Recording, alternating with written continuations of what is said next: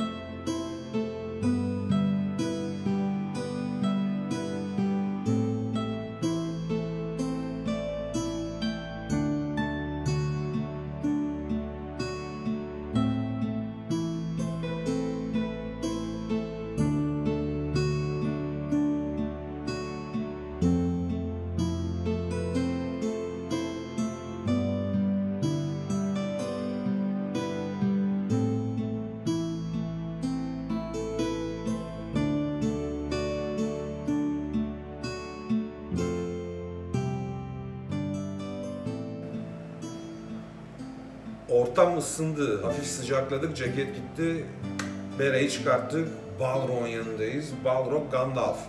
Moria'da, Khazad-dûm'da daha doğrusu o köprüde 10 numara 5 yıldız kapışma. Çok da güzel pozlanmış, çok kaliteli bir ürün. Reklamı bunun da çok uzun süre yapıldı.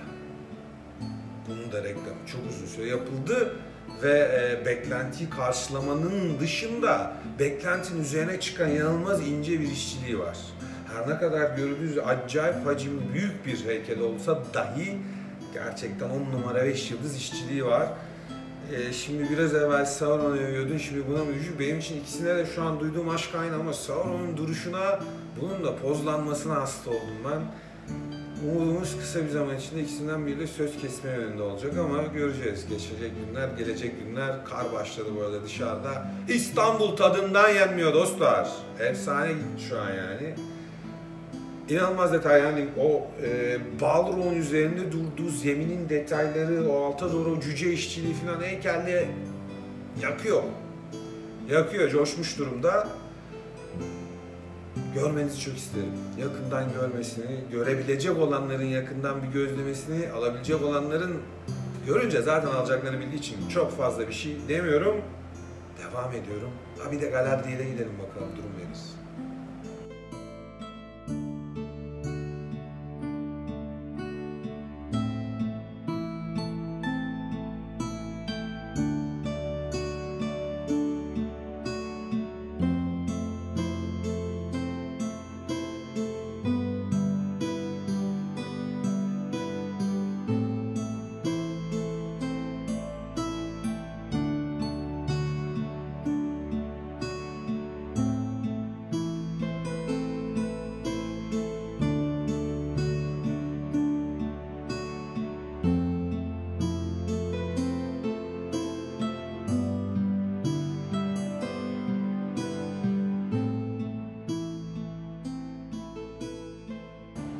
diğer ikisinden sonra bu Galadriel ne ayak diyorsanız, Galadriel benim koleksiyonumun ilk heykel parçasıydı, ürünüydü diyelim.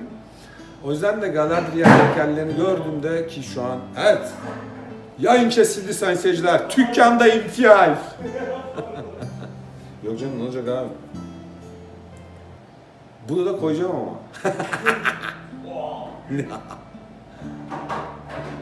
Evet, Galadriel. Şimdi diğer ikisinden sonra çok küçük tabii. Göze özellikle. Ama aradaki farkı algılayabilelim diye de faydalı olduğunu düşünüyorum. Galadriel'lere karşı, özellikle Galadriel heykellerine karşı bir zaafım var. Çünkü ilk aldığım heykel Galadriel'di. O açıdan da severek ve bir böyle hayranlıkla bakıyorum. Arada bu Weta Workshop'un bu güzel eserini de bir görelim istedim açıkçası. Yakın çekimleri hepsinin olacak. Bunu devamlı tekrarlıyorum. Belki de oluyor şu an. Montajda araya atmaya karar vermiş bile olabilir. Saygılarımı sunuyor, devam ediyorum.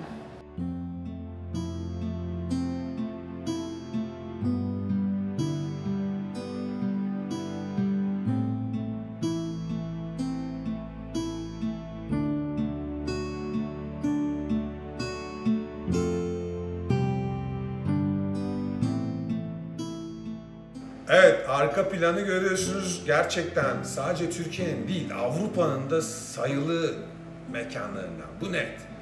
Görüntüsü, dokusu, yerleştirilme, ürün çeşitliliği bence belki de Avrupa'da, özellikle Fransa'da olan emsallerinden mutlaka ki bir iki tık daha yukarıda. Onları da gördüm. İtalya'da, Roma'da bildiğim bir dükkan var. Birçok bu tür yeri gördüm yurt dışındaki. Şu an gördüğüm aralarında gözlerimi en çok kamaştıran.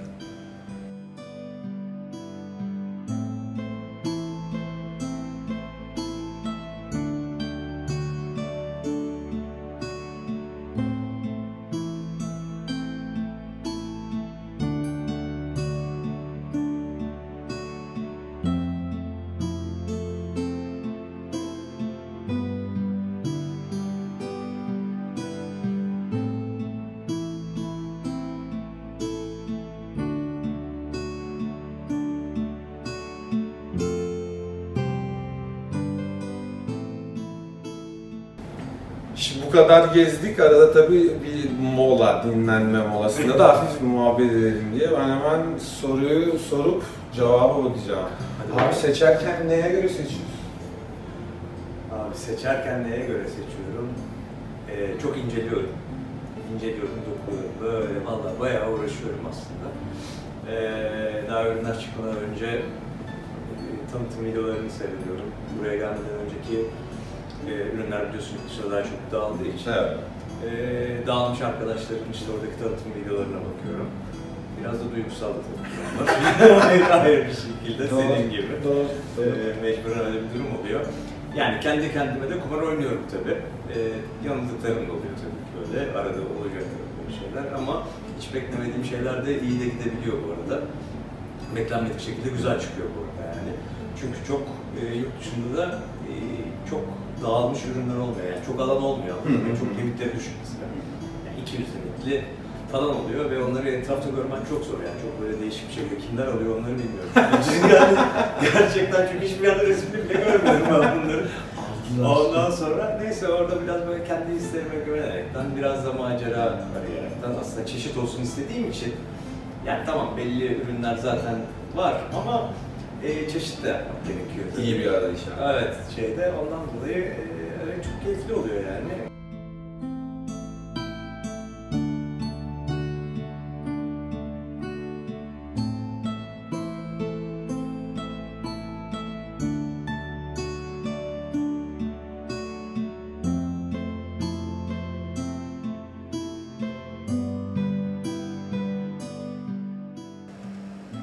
Arkadaş görkemli. Gerçekten çok acayip bir parça.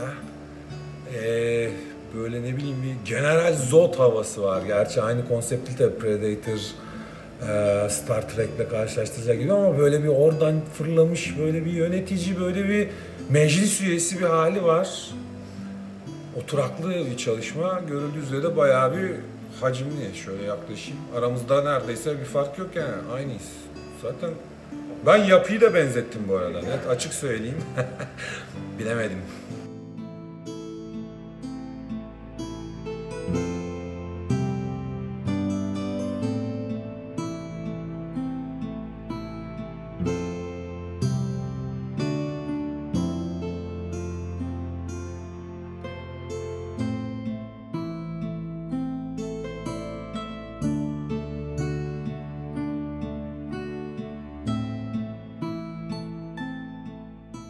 Evet, arkada da gördüğünüz gibi lordlar mevcut.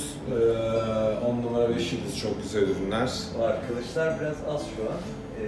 Gelecek mi peki? Gelecek. Ya Samwise bitti zaten. Sen de almış mıydın? Ama yok, yeniden geliyor. Verdim sipariş. Sıkıntı yok onda. Tauriel'i tercih Tauriel'i almıştım, pardon. Zaten bu arada çok kılıçlar çok geç kalıyor maalesef. Bizle alakalı değil. Gümrük yine değil mi? Gümrük de değil. Hayır, United Cutler'ın üretim şeyinden dolayı Avrupa'ya bir türlü varamadı. Yoksa yani ön siparişte çok açık ürün var. Yani bazı dostlarımız, müşterilerimiz de tam olarak yani ön siparişin şeyini pek anlayamıyorlar. Yani anlayamıyorlar dediğim haklılar, zaman sürüyor ama ben de gerçekten çok çabuk gelsin istiyorum ama üretim ve varma durumu var birazcık. Yoksa yani neredeyse çıkmış bütün kılıçlar gelecek. Şimdi 4 tane daha yeni ürün çıkartıyor. Mızrak, Theoden'in kaskı falan. Tamam, onlar da gelecek zaten o zaman. Sıkıntı yok. Yani Lord tarafında çünkü çok eksiklik olduğu için uzun zamandır, özellikle replikalarda biliyorsun. Evet. Ondan dolayı şimdi onun şeyinden dolayı ben bunlara girmek istedim. Çünkü çok soruluyordu. Özellikle Anduril. Evet. Özellikle Anduril işte bir stoğa girse rahat edeceğiz aslında. Girse ben de rahat edeceğim. Bütün herkes rahat edecek. Öyle bir sıkıntı var Anduril'den dolayı. Hep açıklama yapmak zorunda kalıyorum. Herkes gelmediği için. Gelmedi. Gelmiyor. Çünkü ya tahmin ediyorum burayı bilmeyen de şehir dışından olan arkadaşlar da sipariş verdiler büyük ihtimalle ön siparişten. Yani belki bir güven şeyi çekiyorlar ama sıkıntı yok, merak etmeyin yani gelecek şeyler. Yeter ki Avrupa'daki bizim toptancımız sonra gelsin, onu bekliyoruz. Bunun yanında zaten dediğim gibi Prime'ın ilk 2 tanesi bunlardı zaten, çıkanlar geldi. Aragorn Legolas. Aragorn Legolas gelecek ama üretim şeyi biraz uzadı. Evet. Tarihleri uzadı. Belli değil hatta yani yazanlar. Bazılarının belli ama o taraftan tahmin ediyorum onlardan önce Lux falan olabilir gibi geliyor bana. Bu benim düşüncem sadece. O da Sauron boyuna mı gelecek? Yok, onlar işte aslında bu seri 1/4 serisi. Yani Sauron 1/4 kendisi büyük olduğu için bu boyda, tabii base de yüksek tabii ki. Yoksa 1/4 serisi olduğu için onların boyları, base'lerle beraber aşağı yukarı bütün hepsinin 70 ile 80 arasında değişeceğini düşünüyorum. Şöyle, tabii ki işte kılıç kaldırır, 85 olur falan bilmem ne ama ona gövde yani ana boyuyoruz falan çünkü Legolas'lar, Aragorn'lar falan da öyle. Tahmin ediyorum aşağı olacak. Yani Gandalf Barok zaten non-scale çıktı. Onun yapılacak bir durumu yoktu. O ayrı bir ürün şeyinde. Ama diğer gelenler, şu an tanıtılanların hepsi 1/4. Çok detaylı, çok güzel. Buradan sonra yani 80 santim şimdi bahsedince bayağı ciddi bir boydan bahsediyor. 10 numara detayları var. Hala aynı şey söylüyorum. Tabii limitleri çok düşük bu arada. Tabii yani ya şimdi Sauron 1000 limitli çıktı ama bitmek üzere zaten. Normalde yani bitmiş gibiydi ve bu arada Gandalf Barok diyorum ama bitti mesela. Bitti değil mi? Yani waitlist'te şu an tamam mı? Ama yani alması çok zor artık yani yurt dışında o iş bitti. Dediğim gibi şeyler mesela Aragorn bonus versiyonu 250 limitli abi. Kapanın elinde kalır. Yani 250 tane nedir ki yani değil mi Aragorn için? Onun için Legolas daha belli olmadı. Diğerleri de tam belli olmamış. Sipariş toplanıyor. Ondan sonra çıkacak yavaş yavaş inşallah bir aksilik olmazsa ülkede Sınırdan girerler umudundayım. bir sıkıntı, dolar 50 olmaz. Tabii dolar. Aragorn ne kadar 100 bin lira. Sanki şimdi çok ucuzmuş gibi ama yani onlar biraz daha uygun olması lazım bunlara göre ama öyle bir sıkıntı var maalesef. Tabii. Bu arada bunu tekrar yine ben her videoda söylüyorum, bir kere daha söyleyeyim. Şimdi konuşurken 1 çarpı 13 84'ü göz önünde bulunduralım. Nasıl ülkemize gelen yabancılar böyle çekirdek gibi ev alıyorlarsa doğal olarak bizim paramız da onların parasının karşısında darmadağın oluyor. Bunu fiyatlarda lütfen dikkate alalım diyorum. Vay arkadaş ne paralar kazanıyorlar demeyelim çünkü bunlar euro ile dolarla ödeniyor. Burada da doğal olarak o şekilde onun karşılığında satılıyor. TL olarak satılıyor. Tabii evet, TL olarak satılıyor, öyle bir sıkıntısı var tabii. Dolar, euro ile almıyorsunuz. Evet. Allah varsa da orada olsun. Doğru. Aynen öyle. Yani. Alanın bileğine kuvvet o zaman. Zor vallahi, zor yani. Evet, Yapacak bir şey vallahi. yok. Öyle yani şeyimiz devam ediyor. Hem Avrupa hem de Primark'tan şeylerimiz devam edecek inşallah. Ha, bu yeni ürünlerin içinde çıktı yeni bir tanıtım kitabı var. İşte gelecek ürünlerin falan şeyleri var. Ben de ona bakıyorum. Daha yeni yaptılar bunu. Aragon gözüküyor. Evet, daha harika var burada. Doğru. Şu an ata binmiş, sınıra doğru geliyormuş. Var tabii o. Urukayı da burada, Bursa burada gördün mü? İşte bunlar ders çıkıyor falan. Şöyle belki gözüküyor ama. Belki gözükür, belki gözükmez. Merakınız biraz daha canlansın. Prime'dan yeni ürünler, Yüzüklerin Efendisi'yle ilgili gelecek görüntü. Gelecek. Daha gelecek. Beta'dakiler de gelecek bu arada. Bu Sauron kaç parça? Yani böyle çok parçalı bir şey mi? Tabii, Her şeyi sen yerleştiriyorsun. Tabii, çok parça. Şeye dikkat ettim mi bilmiyorum ama bu ön tarafındaki onun zincir gibi bir Evet. şey var ya, o zincir yani. Evet. Yani gerçekten oynuyorsun ama. Ay, o şey belli zaten ya, parçaları... Öyle şey değil yani, heykel şey değil, elini anlarsın. Bunu defayda mutlaka... Tekrar Evet, şimdi geri dönüp göstereceğim. Göster. Devamında. 2 koli. Haliyle. Çok büyük koliler. Gandalf Barok'ta 2 koli. Ondan sonra ağırlıkları çok fazla. Tabii dediğin gibi parça parça yapılıyor. Bayağı bir uğraşıyorsun böyle. Ama çok keyifli. Boyutları da büyük, nereye koyacağımızla ilgili. Evet. Saygı. Sauron 108.9 santim. Gandalf Barok'ta Barok'un yüksekliği 80 santim ama genişliği çok fazla. Eni acayip onlar Tabii abi. 70 küsür santim onun şeyi. Ondan sonracıma o da çok ayrı bir heykel dediğin gibi yani. Evet, Keyifli yani. Evet, çok keyifli heykeller. Yani çok farklılar bir kere. Bizdeki Sauron şimdi 2 çeşit çıktı ürün. Gandalf Barok'ta öyle. Hem normal versiyon hem X versiyon. Sauron'ların gelenlerin hepsi X versiyon. X versiyonunda da kesik large size parmak var. Large size parmak var. Evet. Şeyde de Gandalf Barok'ta da X versiyonda kırbaç var. Normal versiyonunda yok ama X versiyonda o da şeyli sessiz üzerinde. Öbürü ışıklı basacağız.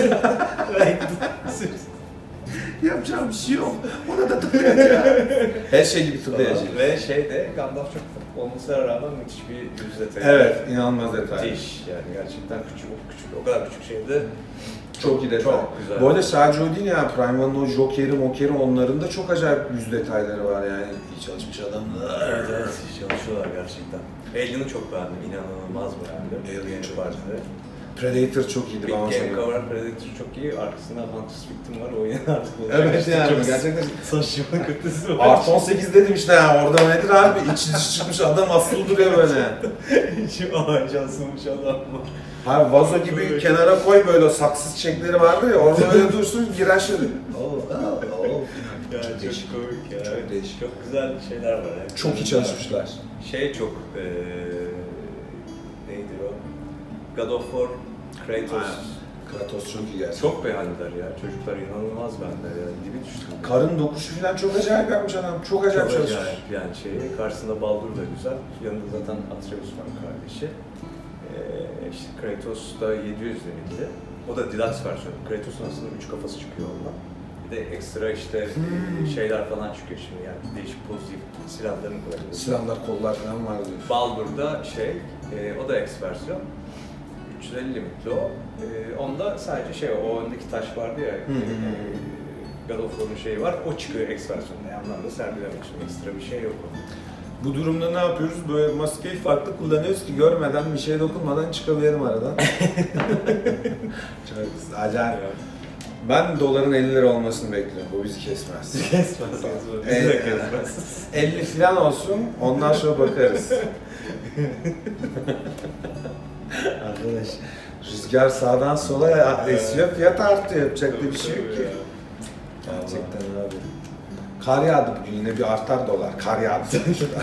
Bu hafta karlıyım. Tabii. Yağmura dönünce, kara dönünce, hava biraz soğuk esince Gerçekten çok acayip. Ha, Predator büstü söyleyecektim, arada gelecektim, pardon, orada çok şey yaptım. Bakan ya bayağı. Evet evet, o da lifestyle bust yani büst şeyde, onun da arkada aslında duruyor, sen görmedin, onun şeyleri var, maskeleri var aslında, kafasına takıyorsun. Öyle mi? Tabii şu Battle Damage, yukarıdaki var ya o aslında, Evet. onunki gibi o maskelerin lifestyle maskeleri var. Bunda detay. Normalde üstlerde yani şeylerde böyle takamazsın yani, ilk defa yapılmış bir şey. Ben hiç görmedim. Yani. Ha bu boyda tabii yani böyle bir şey. Yani zuk böyle tık diye böyle takıyorsun, işte bir tanesi Battle Damage, kırmızı yanıyor gözleri, öbürü de normal versiyon yeşil. Yani buradaki onun zaten silahı da yanıyor falan. Detaylar 10 numarada. Evet, O çok böyle hepsinde böyle bir değişik bir şey var. O da nedir o? O da deluxe versiyon olduğu için öyle bu. Çok şıklar. Yani gerçekten biraz evvel dediğimde ben zaten samimiyim. Ya dükkan olarak, ya mekan inanılmaz gözüküyor. Gerçekten. Ama biraz değiştirmek istiyorum. Şu arka tarafta bir farklı değişiklik yapayım. Tekrar şuralarda bir şöyle. Bir değişe şu resimlerden biraz Sıkıldık. Sen bence sıkıntı yok. O bile yapmış şuraya böyle bir şey odaya çeviriyor. Bu bölümden sıkılınca ben bunları birkaç gün gözünden uzaklaştırırız ondan. Bazı akşamlar eve gidemiyorum da onun için iyice şuraya bir Gerçekten. oda verdim. Bunu yayınlayayım ben. Kalmıyor beni. Gelme lan. Gelme. Gözlerimde kaldı ama yani. Gerçekten burası çok acayip olabilir böyle. Ay için öyle bir durumumuz var işte.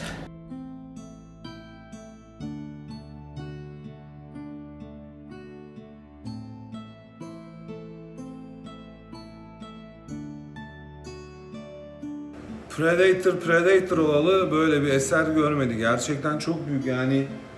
Şöyle parmakla bir oranlayalım istiyorsanız. Ben de şöyle hafif yanaşayım. Bayağı büyük.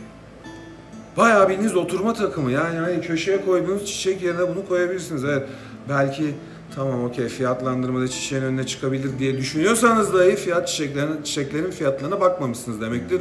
Bu aralar rekabete açık bir durum bu. Gerçekten çok iyi ürün.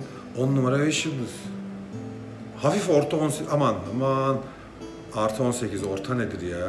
Bayağı bildiğiniz artı 18 çünkü gore diyorlar ya onlar. O tür bir efekt var ama heykel 10 numara 5 yıldız. 10 yıldız, 15 yıldız. Ürün efsane. Prime One imza yine burada çat diye koymuş. Evet.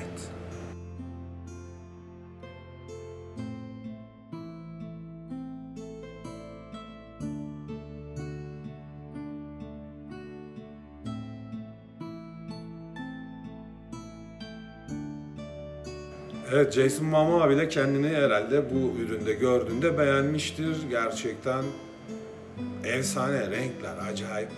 Kompozisyonları da çok başarılı burada. Duruşlar, o vücut dili inanılmaz. Yani postüre çok dikkat etmiş Prime'a. Yani farklı pozlamalar var ve o etki gerçekten hissediliyor ürünlerde.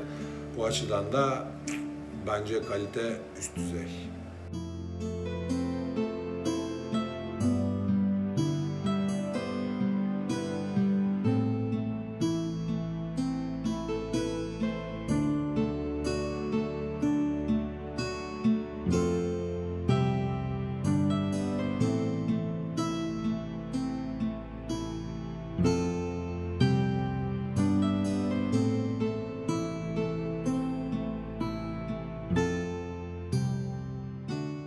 Süper kahramanlar arasında birine yazılacak olsam garanti, kesin, net.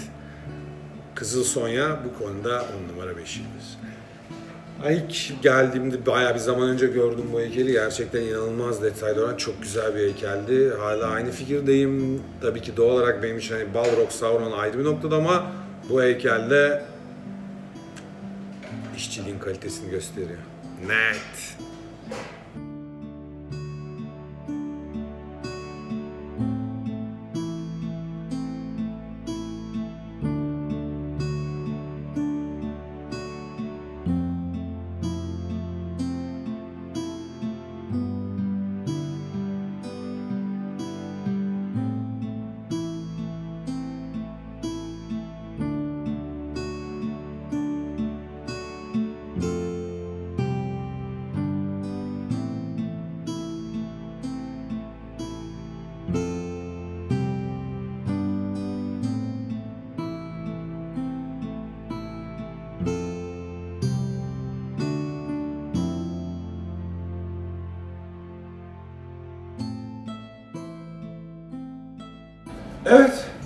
Muhabbet ettik, eğlendik, biraz güldük, umarım hoşunuza gitmiştir.